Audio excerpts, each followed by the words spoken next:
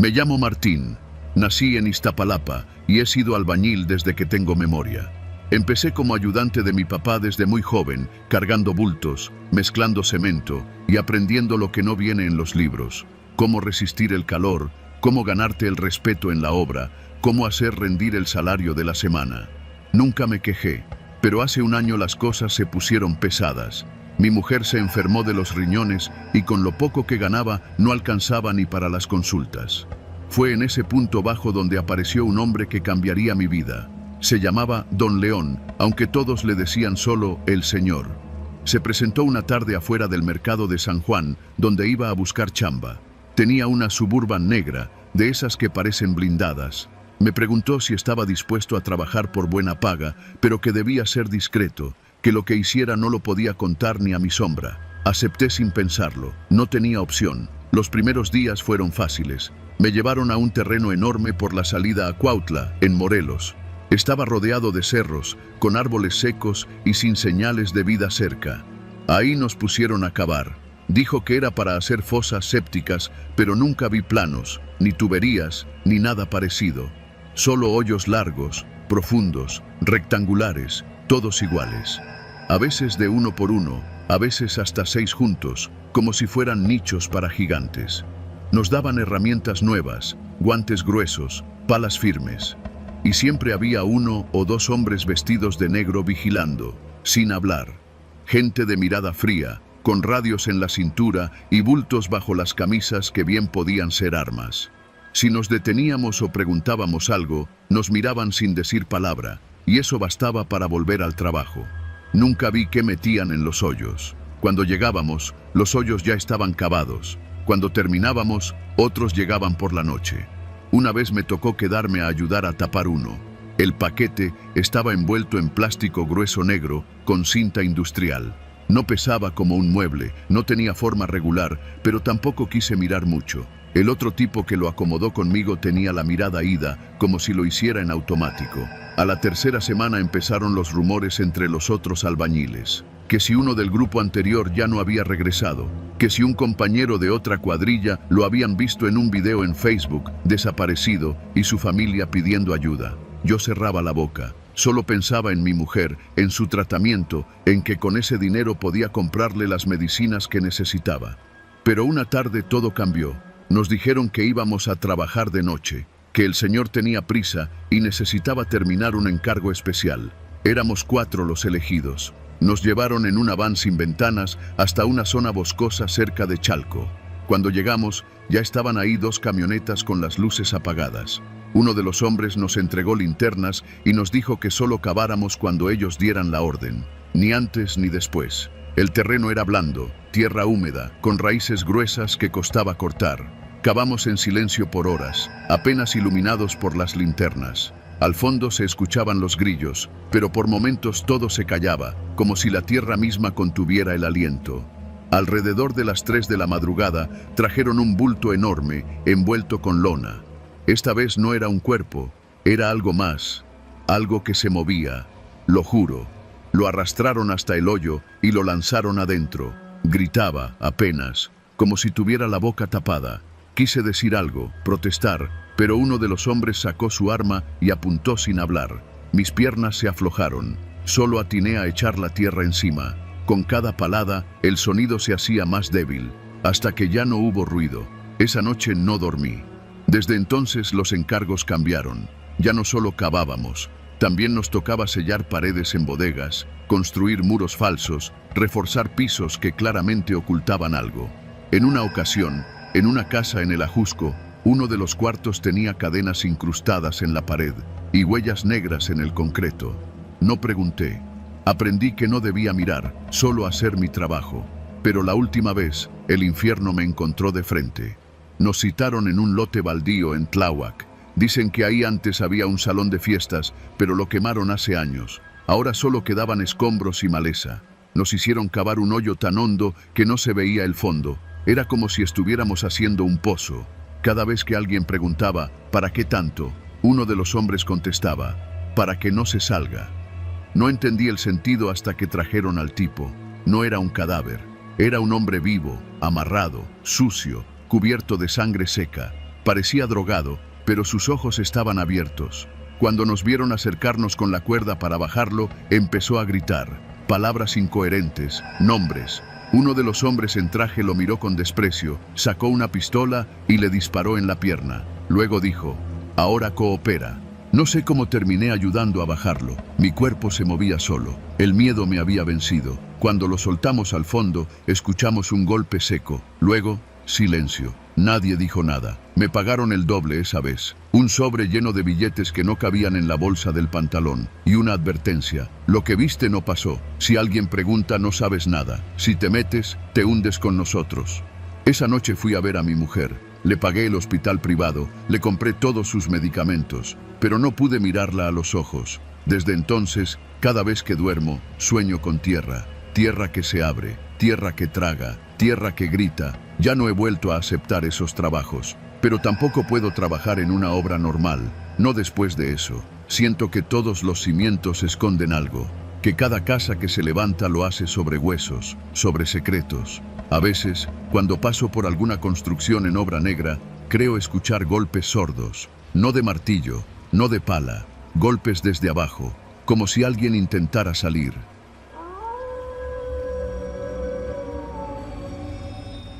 Nos dijeron que era una chamba buena, bien pagada y con comida incluida. Yo era de Comitán y junto con otros 5 compas del gremio nos ofrecieron trabajo en una finca cafetalera cerca de Las Margaritas. La paga era el doble de lo que nos daban en cualquier obra del centro, y aunque el detalle de que fuera tan aislada nos hizo dudar, el hambre no perdona.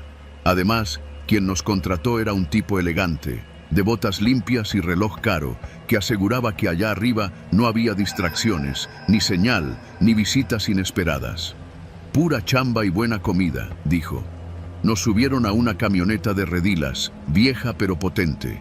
Las llantas chillaban con cada curva y el camino de terracería se alargaba más de lo que creíamos. Atravesamos rancherías, pasamos por 2 retenes, ninguno oficial, y tras más de 3 horas de camino sin cobertura en los celulares, llegamos a una finca rodeada de cerros, selva espesa y neblina que bajaba temprano, como si el tiempo allá fuera distinto. La casa principal estaba al fondo, blanca, de 2 pisos, con ventanas protegidas por barrotes y una antena oxidada que parecía no servir para nada. Nos instalaron en un galpón de madera con catres, sin colchones, y nos dieron cobijas rasposas. Esa misma tarde empezamos con las zanjas para una nueva barda perimetral. Eran trabajos pesados, pero nada fuera de lo común. Pasaron los días y empezaron las rarezas. El patrón no volvía, y los únicos que nos hablaban eran 2 capataces, Severiano y el otro, un tal Arístides, flaco y con los ojos siempre enrojecidos. Nos daban órdenes secas, a veces sin sentido, y cada vez que preguntábamos cuándo íbamos a poder hablar con nuestras familias, se hacían los sordos. Aquí se vino a trabajar, no a textear, nos decían. No había señal, ni internet, ni teléfono de línea. Lo único que llegaba eran los camiones que traían costales de cemento y comida enlatada. Ni siquiera tortillas frescas. La comida era insípida y los frijoles sabían raro. Uno de mis compas, Goyo, empezó a decir que nos estaban envenenando para debilitarnos, pero lo mandamos a callar. No era momento de paranoias. A la segunda semana, Benito, el más joven de nosotros, intentó irse. Se escabulló de madrugada con una mochila que apenas le cabía en la espalda. Al amanecer, cuando nos formamos para la revisión diaria de herramientas, Severiano llegó arrastrándolo. Tenía el rostro lleno de tierra y los labios partidos. Arístides se acercó, sacó un tubo corto de metal que traía oculto en la pierna del pantalón y sin decir nada, se lo estrelló contra las rodillas. Sonó como si tronaran ramas secas. Benito gritó como un animal y luego quedó tirado en el lodo, temblando. Para que no vuelva a querer irse, dijo Arístides mientras limpiaba el tubo en su camisa. Nadie dijo nada. Nadie se movió. El miedo nos paralizó.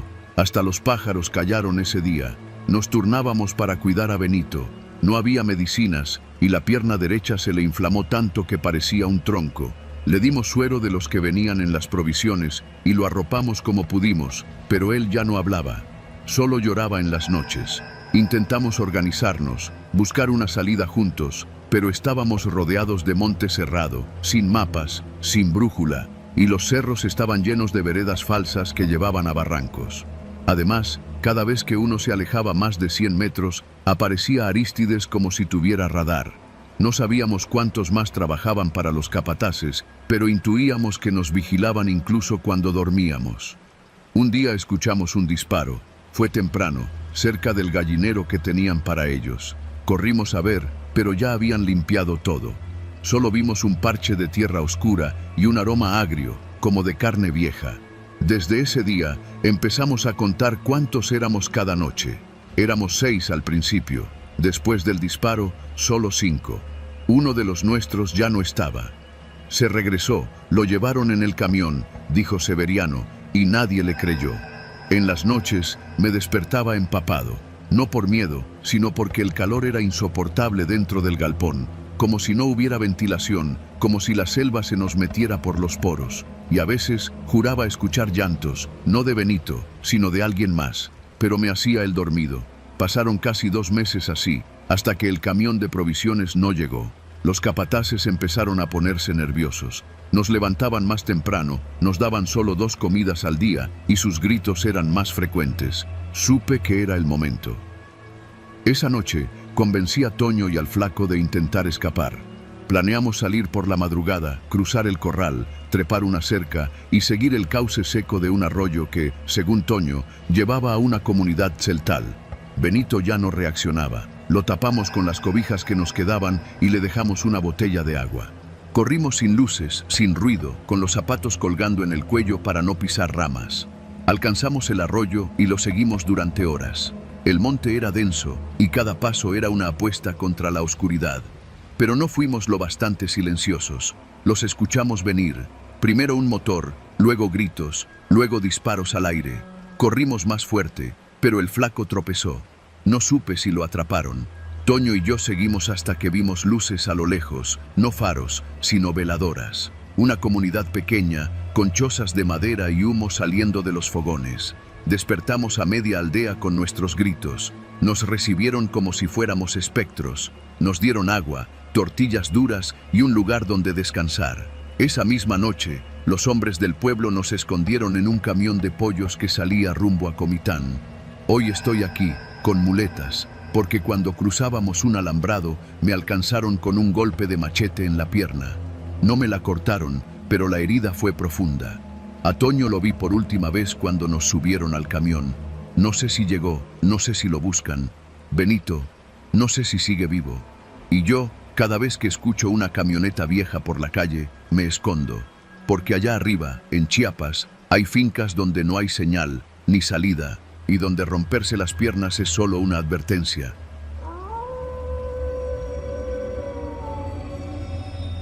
Me llamo Elías y llevo más de 15 años trabajando en construcción. No tengo muchos lujos ni estudios, pero lo mío siempre ha sido meterle duro a la chamba. Por eso, cuando mi compadre Saúl me avisó que tenía un trabajo bien pagado en Guadalajara, no lo dudé ni un segundo. Es una obra rápida, me dijo, pura excavación y concreto. Nos van a pagar una lana, pero tenemos que mantener la boca cerrada. Yo estaba corto de feria, así que acepté sin hacer preguntas. El terreno quedaba por la salida a Nogales, en una zona industrial abandonada. Era de esos lotes que uno ve todos los días desde la carretera, con bardas viejas cubiertas de grafiti y monte crecido hasta las rodillas. Llegamos un lunes por la mañana. Éramos 8. Saúl, yo, un ingeniero que nadie conocía llamado Camilo, y 5 más que no hablaban mucho, puros forasteros. No había planos, ni permisos a la vista, pero a todos nos dieron un anticipo generoso, en efectivo. Camilo nos explicó que la estructura sería subterránea, un rectángulo profundo de concreto armado. No preguntamos para qué. En este oficio, uno aprende a no hurgar en lo que no le toca, pero conforme pasaban los días, algo no cuadraba. Excavamos más de 5 metros y nunca hubo planos, nada. Solo nos daban órdenes al día. La tierra estaba blanda, demasiado fácil de mover, como si ya hubiera sido removida antes. Uno de los albañiles, un tal Raúl, dijo que había encontrado fragmentos de metal retorcido, como si ahí hubiera habido una estructura antigua enterrada. Camilo le dijo que no hiciera caso, que siguiera excavando. A la segunda semana, las cosas se pusieron más raras. Llegaron 3 camionetas negras con placas tapadas. Se estacionaron a unos metros, pero nadie bajó. Solo estaban ahí, como vigilando. Esa noche, al irnos, sentí que alguien me estaba siguiendo. No había nadie, pero el silencio del terreno ya me pesaba en los hombros. Un martes, antes de empezar, mi compa Saúl me dijo que ya estaba harto, que eso no era normal. ¿Y si están haciendo algo ilegal, Elías?, me preguntó. Yo le dije que no exagerara, que ya estábamos por terminar, pero él no se tranquilizó. Ese mismo día lo vi tomar fotos con su celular. Me acerqué y le dije que tuviera cuidado, que no jugara con fuego. Él solo me miró y dijo, por si algo me pasa, alguien tiene que saber. Salimos de la obra como siempre, al atardecer. Él iba delante de mí, cruzando la avenida. Fue entonces cuando pasó. Un coche negro, sin placas, lo embistió con fuerza. No frenó, lo levantó varios metros y lo dejó tirado como muñeco. Corrí hacia él, pero ya estaba muerto. Su celular no apareció por ningún lado. Los demás obreros se quedaron paralizados. Camilo llegó corriendo, con una cara de puro teatro, diciendo que llamáramos a la ambulancia. Pero no hizo ninguna llamada. Lo supe porque yo marqué desde el mío. El cuerpo fue recogido, pero ni la policía ni los medios mencionaron nada. Ni una nota, nada. A la mañana siguiente, la obra continuó como si nada. Solo éramos 7 ahora. A nadie le permitieron hablar de lo ocurrido. Camilo llegó con 2 tipos nuevos, más jóvenes, vestidos como militares pero sin uniforme. Dijeron que venían a revisar los avances. Yo ya no dormía bien. Empecé a notar que todas las noches pasaban drones por encima de mi casa, zumbando apenas, como mosquitos metálicos. Una tarde decidí que ya era suficiente. Tomé mi celular y le mandé un mensaje a mi esposa. Si no llego hoy, busca en la obra del terreno por la salida a Nogales. Diles que ahí pasó algo. Pero sí llegué esa noche, y a la siguiente también. Me estaba volviendo paranoico, lo admito. Así que decidí hacer algo. Grabar una parte del trabajo. Me escondí detrás de uno de los moldes de concreto y empecé a grabar en silencio. En el video se veía a Camilo hablando con uno de los tipos trajeados. Decían cosas como, la entrada debe estar bien sellada, nadie debe saber lo que hay aquí abajo. No entendía bien de qué hablaban, pero no sonaba como algo legal. Cuando fui a guardar el celular, escuché pasos detrás de mí. Me giré de golpe, uno de los nuevos me estaba viendo. No dijo nada, solo se acercó lentamente. Corrí como pude hacia la salida, me fui sin recoger nada, sin avisar. Esa fue la última vez que pisé la obra. Esa noche, dormí en casa de un primo. Dejé todo atrás. Cambié de número, borré mis redes. Nunca supe qué hicieron con la estructura. Lo último que escuché fue que cubrieron la entrada con tierra y pusieron una bodega encima, de esas que rentan por hora. Pasé meses esperando que alguien viniera por mí. Nadie vino, ni una sola mención en las noticias, como si nunca hubiera existido. Pero sé lo que vi, y sé lo que pasó con Saúl. Su familia lo buscó, hizo escándalo, pero nada salió a la luz. Yo no puedo hacer justicia, solo puedo contar lo que pasó. Porque en esta ciudad, donde todos creen que el peligro viene de los narcos o los asaltos, hay cosas mucho más oscuras que se entierran bajo el concreto, donde nadie puede ver. Cosas que se construyen en silencio, sin planos, sin permisos y sin regreso.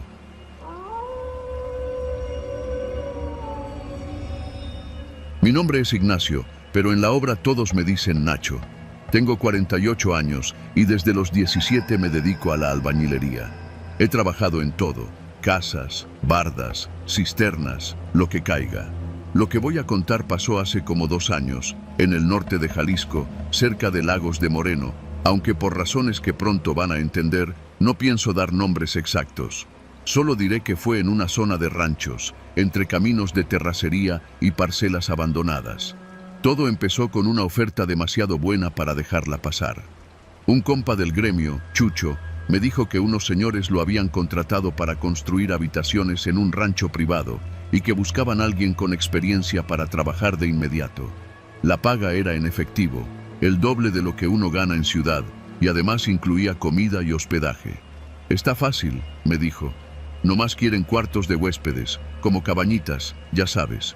Bonitas por fuera, pero sin lujos por dentro. Acepté. Nos llevaron en una camioneta blanca, con vidrios polarizados, desde una gasolinería cerca de la carretera. Ya desde ahí me empezó a oler raro. Los que manejaban no eran patrones normales, eran tipos serios, con pantalones vaqueros planchados, camisa de manga larga y botas brillantes. Ni un saludo, ni una sonrisa. Después de una hora entre caminos de polvo y piedras, llegamos al rancho. Era enorme. Tenía un portón de lámina cerrado con cadenas gruesas y detrás un terreno plano, rodeado de cerros y sin casas cercanas. Lo primero que me llamó la atención fue que no había animales, ninguna vaca, ni perros, solo el sonido del viento y el sol pegando con ganas. Nos asignaron una especie de cuarto hecho con láminas, con 2 catres, una mesa vieja y una estufa de gas. Chucho y yo dormíamos ahí. La comida nos la traía un tipo en moto, en tuppers reutilizados, siempre callado, siempre puntual. Empezamos con la obra el segundo día. Nos dieron planos, 4 cuartos separados, cada uno con su propia puerta de acero, sin ventanas y con un baño mínimo adentro. Las paredes debían ser de concreto reforzado, el techo también. Todo tenía que ser sólido, resistente y hermético. ¿Y las ventanas?, pregunté, ya con la cuchara en la mano. No se van a poner, respondió uno de los encargados sin más explicación. Y aunque la duda me carcomía, la paga era tan buena que decidí no hacer preguntas. Pero conforme avanzaban los días, las cosas se pusieron más raras. Cada cuarto tenía especificaciones extrañas. Uno debía tener ganchos metálicos en el techo. Otro, un pequeño desagüe que conectaba con un registro sellado. Otro, una ranura en la puerta, del tamaño exacto para pasar una charola. Todos tenían cerraduras eléctricas conectadas a un sistema que no entendíamos, porque los cables no iban hacia ninguna fuente de luz, sino enterrados en el suelo. ¿Para qué son estos cuartos, Chucho?, le pregunté una noche, mientras comíamos arroz con atún. Tú y yo sabemos que esto no es para huéspedes, pero mejor cállate, güey. ¿No viste cómo nos miran? Y sí, los tipos que nos vigilaban eran como sombras. Aparecían sin hacer ruido, se paraban a ver el trabajo en silencio y desaparecían. Nunca los vi sonreír. A veces escuchaba radios con códigos, y una vez, juro por mi madre, escuché un grito ahogado que venía del monte.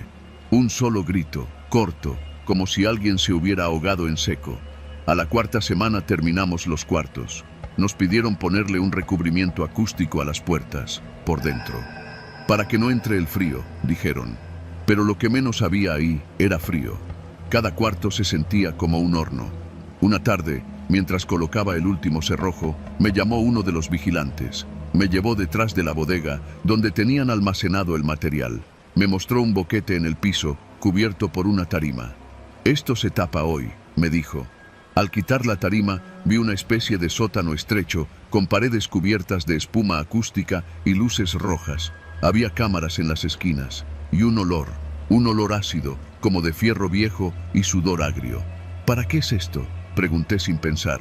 El tipo me miró y se acercó tanto que sentí el calor de su aliento. «Tú solo trabajas, no hablas, no preguntas. ¿Entendido?». Asentí. Esa noche no dormí. Chucho tampoco. Nos quedamos en silencio, escuchando los ruidos del monte, imaginando cosas que no queríamos imaginar. Pensé en irme, en decir que estaba enfermo, pero el miedo pesaba más que la curiosidad. La madrugada siguiente, escuchamos motores. Varias camionetas entraron al rancho. Desde el cuartucho vimos cómo bajaban gente con las caras cubiertas. Los metieron a los cuartos que habíamos construido. Cada puerta se cerró con un sonido metálico, seco, definitivo. Chucho me miró, pálido. «Ya valimos madre, Nacho», dijo. Intentamos actuar normal. Barrimos, limpiamos, pero ya no había más trabajo. Y nadie nos decía cuándo nos iríamos. Solo nos daban comida y nos dejaban encerrados. Un día escuché ruidos dentro de los cuartos, golpes, llantos. Una vez, un grito desgarrador. Al 7º día, nos dijeron que ya nos podíamos ir. Nos entregaron sobres gruesos con dinero. Ni siquiera contamos, solo queríamos salir. Nos regresaron en una camioneta distinta, nos dejaron en la misma gasolinería donde nos recogieron y se fueron sin decir adiós. Yo me fui directo a Guadalajara. No dije nada a nadie. Chucho se fue a Michoacán y desde entonces no he vuelto a saber de él. Pasaron semanas, meses. No podía dormir bien. Cada vez que oía un portazo, saltaba. Soñaba con los cuartos, con las paredes sin ventanas, con las voces apagadas. Hasta que un día Vi en las noticias que habían encontrado un rancho en ruinas, al norte de Jalisco. Decían que era usado por el crimen organizado para retenciones prolongadas. Mostraban imágenes aéreas. Eran los cuartos, mis cuartos. No dijeron nada de los cuerpos, pero yo sabía que los había. Los había olido, los había intuido. No he vuelto a aceptar trabajos fuera de la ciudad, y desde entonces, cada vez que levanto una cuchara, me pregunto si los cimientos que estoy poniendo hoy algún día se convertirán en tumbas disfrazadas. Porque en este país, hasta el concreto guarda secretos. Y yo, por desgracia, ayudé a construir uno de ellos.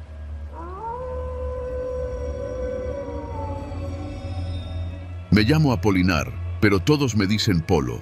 Llevo más de 20 años en la construcción. No tengo mucho que presumir. Vivo solo, rento un cuartito en la colonia Moctezuma, y la botella me conoce más que mis propios hijos. En mi chamba, los lunes huelen a cemento fresco y los viernes a alcohol barato.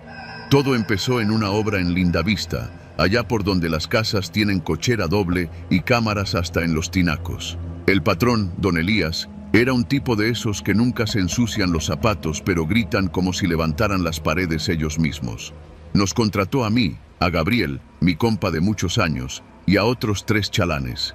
Estábamos construyendo una ampliación en la parte trasera de su casa. Era un martes caluroso. El sol pegaba como ladrillo directo en la nuca. Llevábamos ya varios días trabajando en una zanja profunda para cimentar una barda perimetral. El agujero tenía más de 2 metros de profundidad y la tierra estaba tan dura que picarla era como pelearse con una piedra. Esa mañana llegué crudo. No es excusa, es costumbre. Gabriel me había cubierto la jornada anterior porque yo me desaparecí con una botella de caña y unas cumbias tristes en una cantina de Balbuena. Aún así, él nunca me reclamaba. Siempre decía que cada quien carga su cruz. Mientras yo echaba mezcla, Gabriel bajó a la zanja para alinear unos castillos. Lo vi agachado, tarareando algo. A lo lejos, don Elías hablaba por teléfono en la terraza. Nada raro, pero algo cambió en el aire. Un silencio tenso, como si el mundo se hubiera detenido tantito. Me di cuenta de que Gabriel ya no se movía. Lo busqué con la mirada, y ahí fue cuando lo vi. Don Elías estaba al borde de la zanja, con una pala en la mano. Luego, sin decir nada, empujó con fuerza la carretilla que traía el concreto fresco. Cayó sobre Gabriel sin aviso. El cemento lo cubrió como un río espeso, brutal. Escuché un grito sordo, ahogado, como si lo hubieran metido bajo el agua. Luego, nada, solo el sonido viscoso del concreto llenando el hueco. ¡No, cabrón!, grité, y corrí hacia allá, pero el patrón ya estaba esparciendo el cemento con la pala, como si estuviera tapando una fuga. «Te estás equivocando, Polo», me dijo con una calma aterradora. «Mejor vete a tomar agua. Andas viendo cosas que no pasaron». Me quedé paralizado. Lo juro por la Virgencita, no estaba borracho. Esa vez no. Grité, busqué ayuda entre los otros, pero nadie estaba cerca. Los otros 2 albañiles estaban en el frente de la casa, lejos de todo. Corrí a la calle. Un vecino que sacaba la basura me miró raro cuando le pedí que llamara a la policía. Yo no llevaba celular, y él dijo que no quería problemas. Así que me fui como pude hasta la delegación, con la boca seca y el corazón reventando contra el pecho. Cuando regresé con 2 policías, ya era tarde. La zanja estaba perfectamente sellada, lisa como el piso de una iglesia recién pulido. Don Elías nos recibió con una sonrisa educada y los papeles en regla. Dijo que Gabriel nunca se presentó ese día, que seguramente yo me había confundido, que había llegado borracho, lo cual no pude negar, y que quizá Gabriel se había ido sin avisar. Los policías miraron el concreto fresco, vieron la obra limpia, y me lanzaron una mirada de compasión burlona. Uno me preguntó si quería que me llevaran a dormir la mona. El otro, más joven, intentó ver en mis ojos si hablaba en serio, pero la evidencia no ayudaba. No había sangre, no había rastro, solo cemento fresco. Desde ese día no volví a pisar esa obra. Pasé semanas buscando a Gabriel. Nadie sabía de él. Su hermana, que vive en Tepito, fue la única que me creyó un poco. Me dijo que no era raro que desapareciera unos días, pero nunca tanto tiempo. La última vez que lo vio fue ese domingo y me preguntó si sabía algo. Le dije que tal vez se había ido al norte, buscando algo mejor. No tuve el valor de contarle la verdad.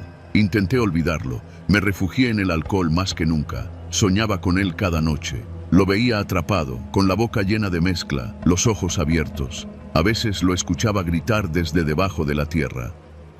Un mes después, volví a pasar por la casa de don Elías. Lo hice solo por ver, por comprobar que todo era real. La barda ya estaba terminada, pintada de blanco. Ni una grieta, ni un mal olor. Pero en una esquina, cerca de donde había estado la zanja, noté algo. Una pequeña línea torcida en el concreto, como si algo se hubiera movido antes de fraguar. Me acerqué. Nadie me vio. Coloqué la mano sobre esa línea. Estaba fría y sentí una especie de temblor bajo la palma, como si algo se revolviera muy, muy lento. Volví a mi casa y empecé a escribir esto, porque aunque nadie me crea, yo sé lo que vi. Y algún día, alguien más lo sabrá, porque el concreto no olvida, solo espera.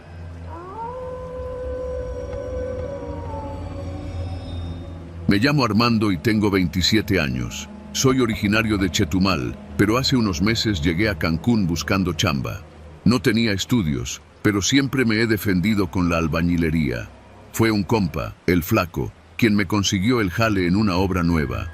Un fraccionamiento privado que estaban levantando como a media hora del centro, rumbo a la carretera que lleva a León a Vicario. El sitio se llamaba Palapas Blancas.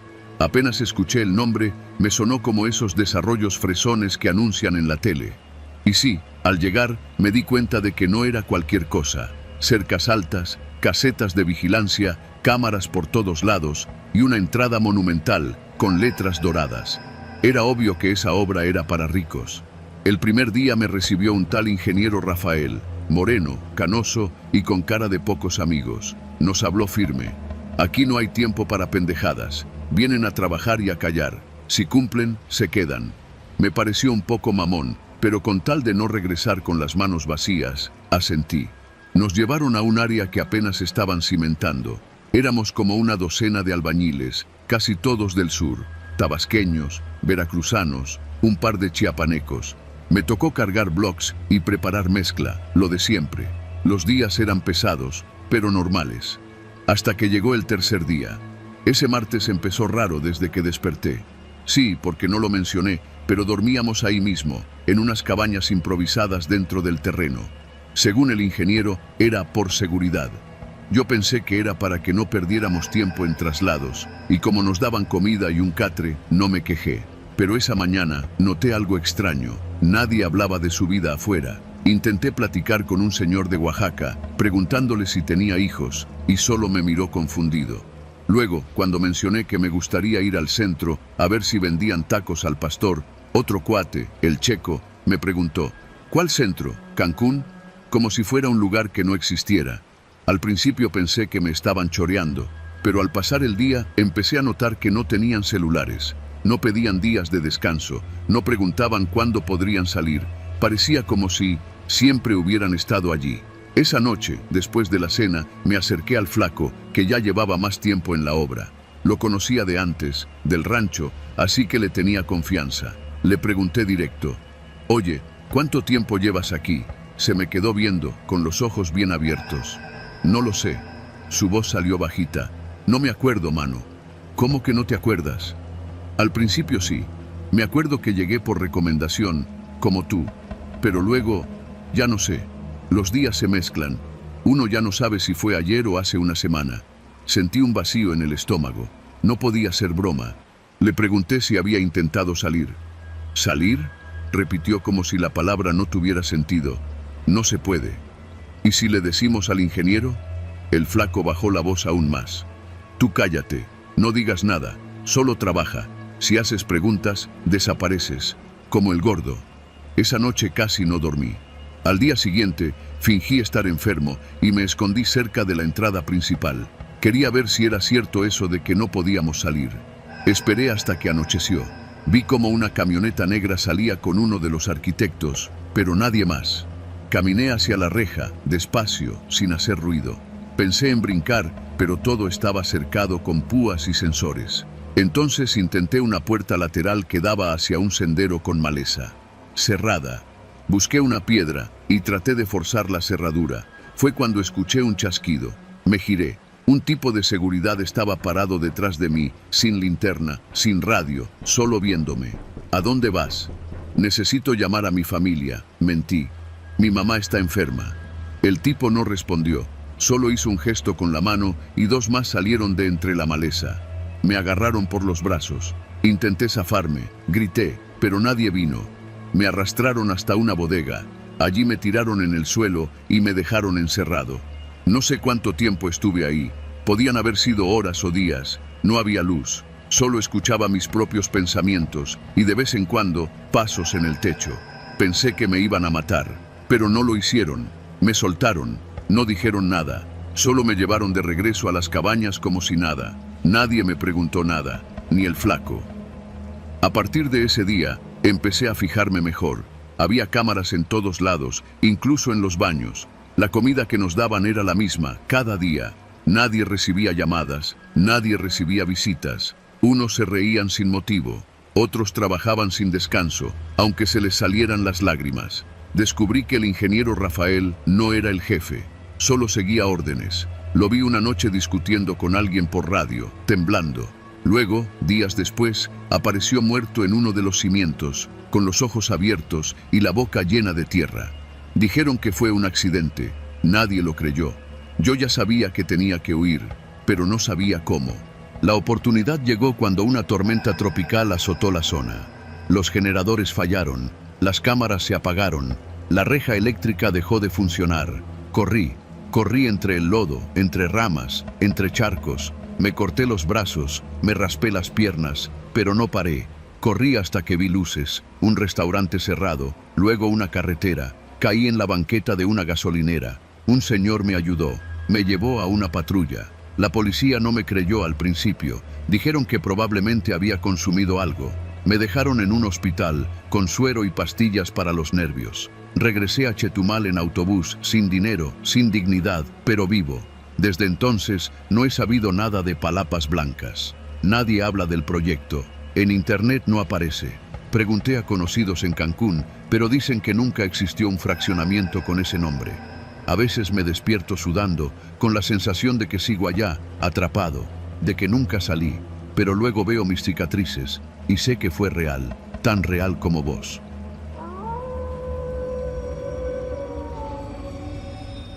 Me llamo Felipe y soy albañil desde hace más de 20 años. No tengo nada que esconder, ni me ando con cuentos. Mi vida ha sido de trabajo duro, comida de fonda y frijoles con tortillas por la noche. Vivo en Naucalpan, Estado de México, en una casa que construí a medias, con más ganas que dinero. Mi esposa, Clara, trabaja en un comedor escolar y entre los dos sacamos adelante a nuestros 3 hijos. O al menos eso intentábamos, hasta que las cosas se nos empezaron a venir abajo. Todo empezó con un préstamo que pedí para arreglar el techo, luego otro para las inscripciones de la escuela, y antes de darme cuenta ya debía más de 100,000 pesos. Los intereses crecían más rápido que el salario. Me empezaron a buscar unos cobradores, de esos que no son precisamente de banco, gente que llega en moto, con gorras bajas y maneras agresivas. Una tarde, después de que me fueron a buscar al trabajo, supe que tenía que encontrar otra chamba, una mejor pagada, aunque fuera por fuera del contrato. Fue entonces que me habló un conocido, Efraín, que alguna vez había trabajado conmigo poniendo losas en Iztapalapa. Me mandó un mensaje que decía: tengo un jalecito, rápido, bien pagado, 100 por 3 días, no hagas preguntas, ¿te animas o qué? Dije que sí, sin pensarlo. 100,000 pesos por 3 días no se ve todos los días. El punto de reunión era en una bodega abandonada cerca de la central de abasto. Llegué una mañana de lunes, con mi herramienta básica y botas con casquillo.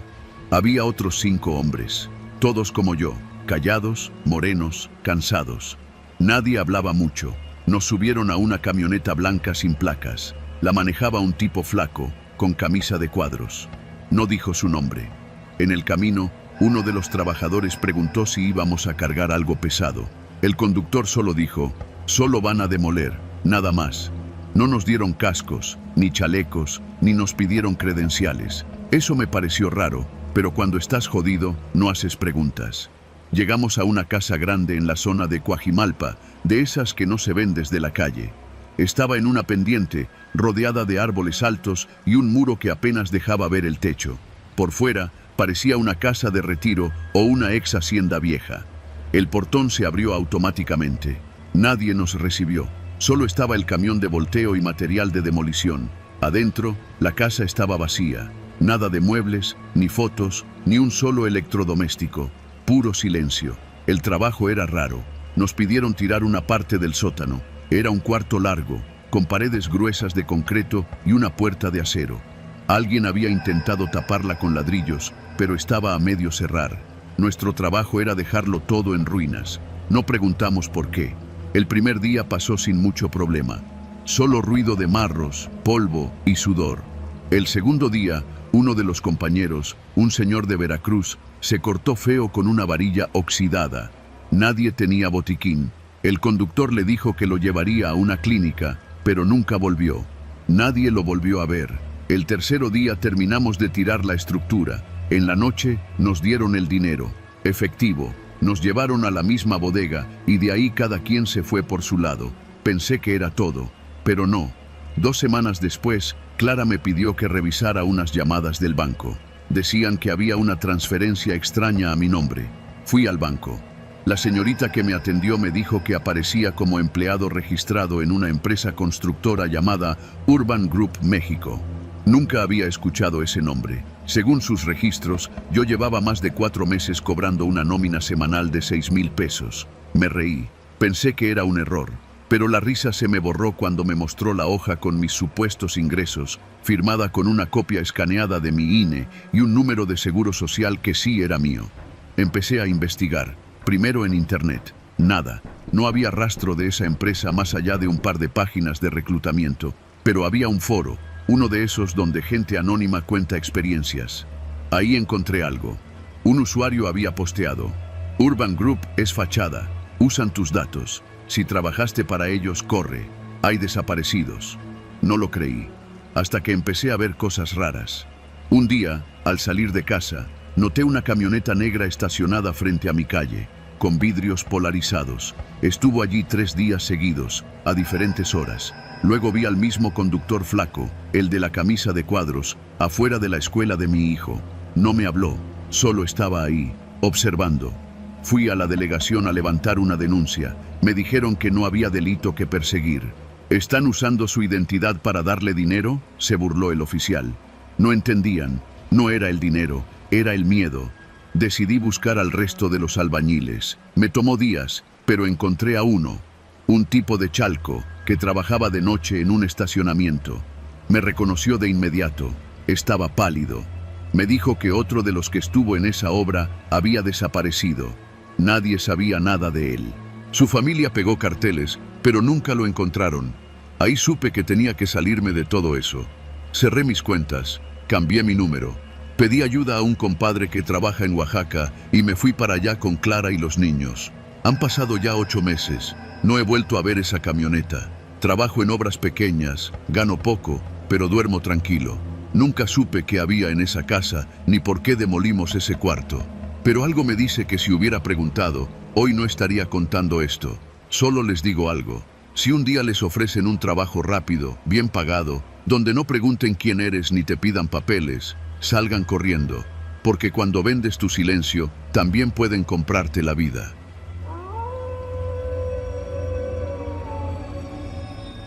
Trabajo en el ramo de la construcción desde hace casi 20 años. No es que lo haya soñado de niño, pero terminé metido en esto porque mi papá era albañil y desde los 14 me llevaba a las obras. Aprendí de todo, a leer planos, a coordinar cuadrillas, a hacer rendir el material y a tratar con ingenieros que creen que por usar camisas planchadas ya lo saben todo. Hace 3 años saqué mi licencia de contratista en el Estado de México. Me costó sudor, ahorros y mordidas, pero lo logré. A partir de ahí empecé a recibir chamba directa del municipio. Bacheo, mantenimiento de parques, bardas perimetrales. Nada del otro mundo, pero constante y bien pagado. Un día me llamó un tipo que decía ser arquitecto del Instituto de Infraestructura Urbana. Me ofreció un contrato para levantar una clínica rural modelo en un ejido casi olvidado, cerca de Temascalapa. El lugar era tan aislado que ni siquiera salía en Google Maps. Aún así, la propuesta sonaba legítima. El presupuesto era generoso, la documentación estaba en regla y, para mi sorpresa, no pidieron comisión adelantada. Lo que me desconcertó fue que, al firmar el contrato, el arquitecto me pidió que no registrara avances de obra ante el sistema del SAT ni del municipio. Es un proyecto piloto, dijo. Por ahora, todo va por fuera. Se paga por transferencia cada 2 semanas. Tú solo mantén el sitio con actividad mínima. 1 o 2 albañiles, algo de movimiento. Lo demás es confidencial. Era raro, pero triple pago por no entregar reportes me pareció demasiado tentador como para decir que no. Durante las primeras semanas mandé a 2 de mis muchachos de confianza, Toño y el Güero. Se quedaban en una pequeña casa que rentamos cerca de la obra. Hacían presencia, limpiaban el terreno, movían varilla y sacaban fotos borrosas para enviármelas. El dinero caía puntual cada 14 días. No había revisiones, ni presión. Un sueño, pensé. Pero algo empezó a inquietarme. La cuenta de banco desde la que me transferían no era la misma cada vez. Unas eran de instituciones conocidas, pero otras provenían de cooperativas raras, y en una ocasión, incluso de un banco canadiense. Lo comenté con un contador amigo y me dijo que podía tratarse de triangulación de fondos. No es ilegal si declaras, dijo, pero suena a lavado. Me prometí investigar más a fondo. Decidí visitar la obra sin avisar. Toño me abrió el portón de herrería oxidada y me recibió con una sonrisa nerviosa. El Güero no estaba. Fue al pueblo por agua, dijo, aunque en realidad el pueblo más cercano estaba a 20 minutos en coche. El terreno estaba cercado con malla ciclónica, con un par de columnas coladas y la base de lo que podría ser una sala de espera. Nada más. En mes y medio era muy poco avance, pero lo que más me llamó la atención fue una caseta de vigilancia prefabricada, colocada al fondo del terreno, lejos de todo. No tenía ventanas, solo una puerta cerrada con candado industrial. ¿Y esa caseta?, pregunté. Toño tragó saliva. La trajeron unos tipos del gobierno hace como 2 semanas. Dijeron que era para resguardar equipo médico, pero nunca abren, solo vienen en la noche. ¿Y ustedes qué hacen? Nada, nos pidieron que no nos acerquemos, nomás la vigilan desde una camioneta, se estacionan allá, detrás de la lomita. Ese mismo día, noté algo más, una carpeta tirada dentro de una de las cubetas de cemento. La saqué con cuidado, estaba mojada, pero alcanzaba a leerse parte del contenido. Era una lista de nombres, fechas y algo que parecía códigos de expediente. En la portada decía Alta Hospitalaria y el sello era del DIF. Ahí fue cuando decidí dejar de hacerme pendejo. Empecé a tirar del hilo. Contacté a un compadre que trabaja en la Delegación Federal del IMSS. Le pasé uno de los nombres de la lista y al día siguiente me llamó con la voz baja. Ese nombre aparece en el sistema como fallecido por causas naturales hace 6 meses. Pero lo raro es que también figura como beneficiario activo en un programa de salud. Y hay otros como él. La palabra beneficiario activo me heló la sangre. En ese momento, el Güero me llamó. Lo noté alterado. Jefe, ya no aguanto. Esos tipos vienen cada noche. No traen uniforme ni placas. Bajan de una camioneta gris, abren la caseta y meten a gente. Gente que no se mueve. ¿Cómo que no se mueve? Van envueltos en cobijas, como bultos, y cuando salen, ya no los traen. Le pedí que se calmara, y me quedé de ver con él en una fonda en Ecatepec. No llegó. Toño tampoco volvió a contestar. Intenté localizarlos, pero los 2 desaparecieron. Dejaron sus teléfonos, sus cosas en la casa rentada, incluso la camioneta. Fui a levantar una denuncia en el Ministerio Público de Tecámac. Me atendió un abogado flaco con cara de no dormir bien. Le expliqué todo, el contrato, los depósitos, las desapariciones. Anotó algunas cosas y luego me miró como si yo estuviera loco. Mire, señor, dijo, aquí no se ha reportado ningún desaparecido con esos nombres, y la obra que menciona no figura en el padrón municipal ni estatal. Según nuestros registros, usted no tiene ninguna obra activa. Salí de ahí con las piernas flojas. Esa misma noche, alguien intentó forzar la chapa de mi casa en Tultitlán. No se llevaron nada, pero lo revolvieron todo, y sobre mi escritorio dejaron una carpeta con un solo papel dentro, una hoja blanca con la foto del Güero. En la imagen, él estaba dormido o inconsciente, con un tubo en la nariz y una pulsera de hospital en la muñeca. No pude dormir. Pasé la noche revisando todos los archivos de la obra, los correos, los mensajes. Encontré una imagen borrosa que el güero había mandado semanas atrás. Era la foto de un camión estacionado junto a la caseta. En el costado tenía un logotipo: Fundación para el Bienestar Integral. Busqué el nombre en línea. No existía. Al día siguiente, contacté a un periodista que conocí años atrás en una obra que salió en las noticias por fraude.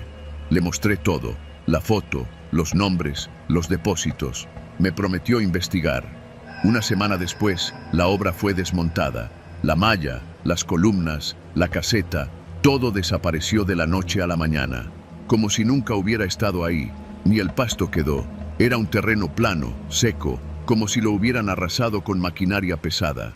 Volví al MP, esta vez con otro abogado. Me dijeron lo mismo: no hay reporte de obra, no hay desaparecidos, y además, mi licencia de contratista había sido revocada hacía 2 meses por inactividad. Mostré los contratos y los depósitos, pero el funcionario ni siquiera los quiso revisar. El periodista nunca volvió a llamarme. Intenté contactarlo por teléfono, por correo, por redes sociales. Su último mensaje fue un audio de menos de 5 segundos. Se escuchaba su voz entrecortada y luego un ruido metálico, como si alguien tirara el celular al suelo. Ahora vivo en Cuernavaca, lejos de todo eso. Cambié de número, de nombre en redes y trabajo en proyectos pequeños, por mi cuenta. No confío en nadie. No acepto contratos con el gobierno, ni privados si no sé de dónde vienen. No puedo probar nada, pero lo viví. Y sé lo que vi. Hay algo podrido en esas estructuras que el gobierno llama proyectos sociales. Algo que se esconde detrás de las cifras, de los padrones de beneficiarios, de las licencias que usan como fachada. Y mi nombre sigue ahí, como responsable de una clínica que nunca existió, como testigo de una obra que ocultó algo mucho más oscuro que varilla y cemento. Y no sé cuántos más están como yo, o cuántos ya no pueden contarlo.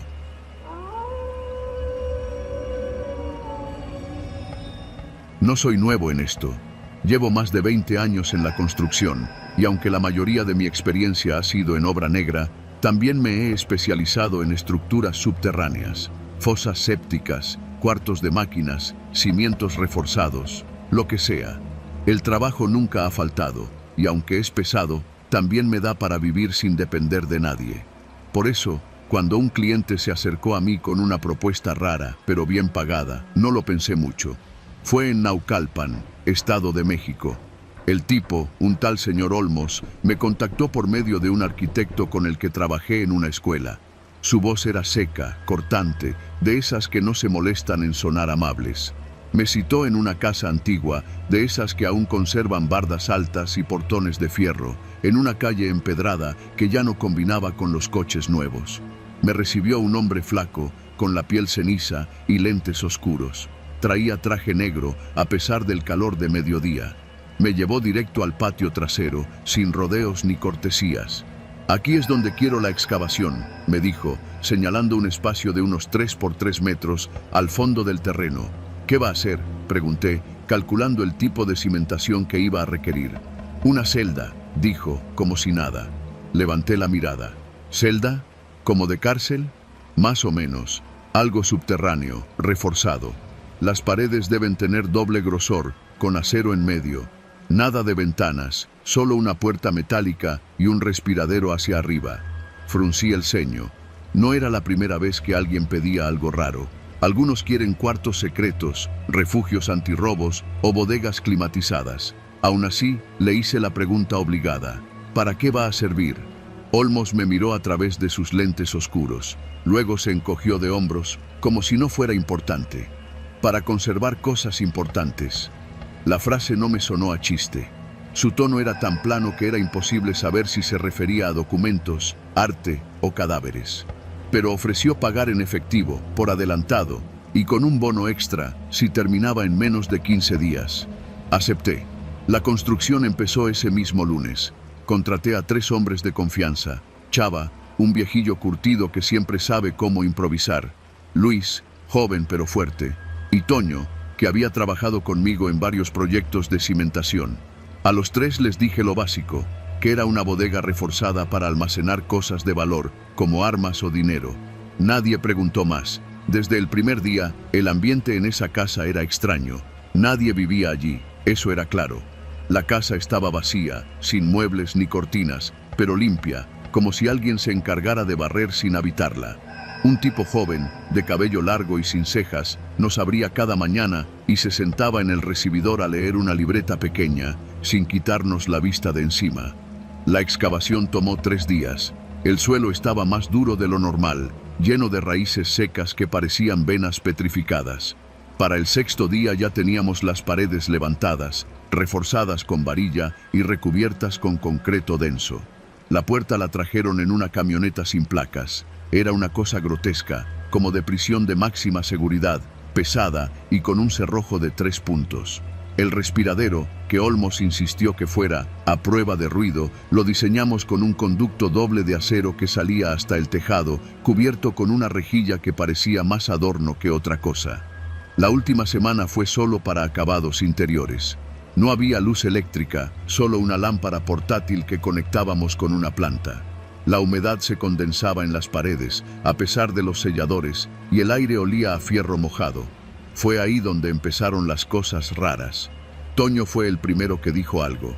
Ese cuarto se oye como si respirara. Luis soltó una risa, pero yo también lo había notado. Cuando cerrábamos la puerta para probar el sistema de cierre, el eco no era normal. No sonaba como un cuarto vacío. Era como si las paredes devolvieran un murmullo, como si algo estuviera dentro. O al menos eso parecía. Después, Chava empezó a tener pesadillas. Nos lo dijo en voz baja, una mañana mientras tomábamos café en la banqueta. Soñé que alguien me hablaba desde la celda, murmuró. Decía que no me fuera, que lo dejara salir. Pero no era una voz humana. No le dimos mucha importancia. Chava siempre ha sido supersticioso. Pero al día siguiente no se presentó. Y cuando fui a buscarlo a su casa, su esposa me dijo que no había dormido en toda la noche, que se la pasó en el patio, fumando y mirando al cielo como si esperara que cayera algo de allá arriba. Para el día 13 ya casi estaba todo terminado. Faltaban solo los acabados de la puerta y el respiradero. Olmos vino a inspeccionar. Esta vez vino acompañado de otro hombre, más alto, de bigote fino y zapatos lustrados como espejo. No se presentaron ni hicieron comentarios, solo se asomaron al interior de la celda, revisaron el cerrojo, caminaron en silencio y se fueron. Esa noche soñé algo que aún hoy no sé cómo explicar. Me vi dentro de la celda, solo, con las luces apagadas, pero no estaba vacío. Había una silueta, de espaldas, sentada en el rincón. No se movía, pero sabía que me estaba mirando. En el sueño me acercaba a ella, despacio. Y justo cuando iba a tocarle el hombro, se volteaba. Pero no tenía cara, solo un hueco, como si le hubieran arrancado el rostro de un tajo. Desperté empapado en sudor. El día 14, cuando regresamos a instalar la rejilla del respiradero, Toño ya no quiso entrar. Dijo que el lugar se sentía mal, que olía distinto, no a concreto, ni a humedad, sino a algo más, vivo. Yo lo ignoré. Terminamos el trabajo y cerramos la puerta. Olmos vino a firmar el finiquito y nos pagó sin una palabra. Se despidió sin dar la mano y volvió a meterse a la casa, que seguía igual de vacía. Al día siguiente pasé por curiosidad. Me estacioné en la calle y vi que la puerta seguía cerrada, pero en la azotea, justo donde terminaba el respiradero, vi algo. Un hilo de humo, delgado como aguja, saliendo de la rejilla, como si algo se estuviera quemando allá abajo, o respirando, o cocinando. No lo sé, y ahí supe que no quería volver a saber nada de esa obra. Nunca supe qué guardaron allí. Pero una semana después, Luis me llamó para contarme que en las noticias salió un caso de desaparición. Un tipo joven, con el cabello largo y sin cejas. Al parecer había desaparecido de su casa, justo en Naucalpan.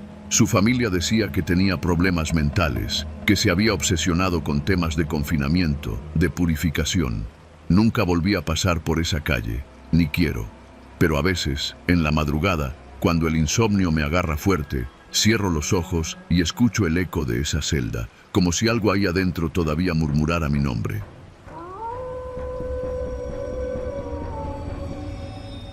Me llamo Aurelio y llevo más de 30 años echando mezcla y levantando paredes. He trabajado en casas, escuelas, oficinas, hasta en una cárcel. Pero nunca imaginé que lo más turbio de mi vida lo viviría en una iglesia. Todo comenzó un lunes de enero, en una comunidad llamada Tepetlaoxtoc, allá por los cerros del oriente del Estado de México. Un pueblito tranquilo, lleno de polvo y aire seco, donde todavía se saluda al vecino, aunque no lo conozcas. Me contactó el padre Gerardo, un hombre de unos 50 años, moreno, alto, con una voz que imponía. Me habló con mucha seriedad, diciendo que necesitaba arreglos urgentes en la capilla principal, humedad en las paredes, grietas en la base del altar y filtraciones en el techo. Es una iglesia antigua, don Aurelio, me dijo, del siglo XVIII. Tenga cuidado con las estructuras, por favor. Acepté. Me pagaría bien y por adelantado. El primer día revisé la obra con calma. La iglesia tenía ese olor a incienso rancio y piedra vieja. El altar, hecho de cantera rosa, estaba cuarteado justo en el centro. Me puse a picar con cuidado, quitando las losas sueltas. Fue cuando noté algo raro. Bajo las piedras del altar había una especie de hueco rectangular, como una trampilla de madera clavada con clavos oxidados. Me incliné a mirar mejor. Era una tapa vieja, pintada del mismo color que la cantera, camuflada. Sentí un hormigueo en el estómago. No debía abrirla, pero algo me empujó a hacerlo. Metí la palanca y tras un rechinido seco, la trampilla cedió. No era profunda, apenas medio metro, pero lo que vi ahí adentro me dejó sin palabras. Había 3 fajos de billetes antiguos, de los que usábamos en los 90s, atados con ligas ya podridas. Junto a ellos, una pila de fotografías en blanco y negro. Al principio pensé que eran fotos religiosas, pero no, eran retratos de niños. Algunos sonrientes, otros serios, casi todos frente al mismo fondo. Un muro con una cruz de hierro colgada detrás. Había por lo menos 30 fotos. Ni una sola tenía fecha ni nombre escrito. Me quedé viendo eso como hipnotizado. Cerré la trampilla, volví a poner las losas encima y me fui sin decir nada. Esa noche no dormí. Me revolvía en la cama con el techo de lámina zumbando por el viento. Pensé en denunciar. ¿Pero a quién? ¿Y si me tachaban de loco? ¿Y si el mismo padre tenía que ver con eso? El segundo día trabajé como si nada. Me limité a reboquear paredes y fingir que todo estaba bien. Pero cada que entraba a la capilla, no podía evitar mirar hacia el altar. En la tarde, el padre me invitó a comer a su casa parroquial. ¿Ya va avanzando la obra?, me preguntó mientras servía sopa de pasta. Asentí, pero algo en su mirada me incomodó, muy fija, como si supiera algo, como si esperara que yo dijera algo más. Al tercer día, tomé las fotos y los billetes. Me los llevé escondidos en la mochila de herramientas. Decidí llevarlos al Ministerio Público en Texcoco, pero cometí un error. Antes de salir del pueblo, me detuve en una tienda a comprar agua. No estuve ni 5 minutos adentro. Cuando regresé a mi camioneta, la lona trasera estaba rasgada y la mochila desaparecida. No supe cómo reaccionar. Me quedé parado frente al vehículo, sudando frío, aunque hacía un viento helado. Me subí, manejé como autómata hasta casa. Esa noche recibí una llamada, número desconocido. Don Aurelio, no queremos problemas. Termina su trabajo y se le paga el doble. No se meta en cosas que no entiende.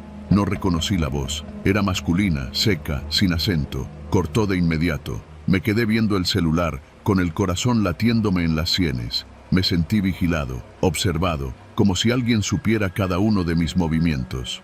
El jueves decidí no regresar. Apagué el teléfono y me quedé en casa. Pero esa misma tarde tocaron a mi puerta. Era el padre Gerardo. Venía solo. Me saludó como si nada. Pensé que algo le había pasado, dijo con voz calmada. La comunidad está preocupada por el retraso. No supe qué responder. Él me miraba con una sonrisa ligera, casi burlona. Me invitó de nuevo a continuar con el trabajo. Me ofreció más dinero. Acepté, pero solo por miedo. Regresé el viernes. Trabajé en silencio, sin mirar al altar.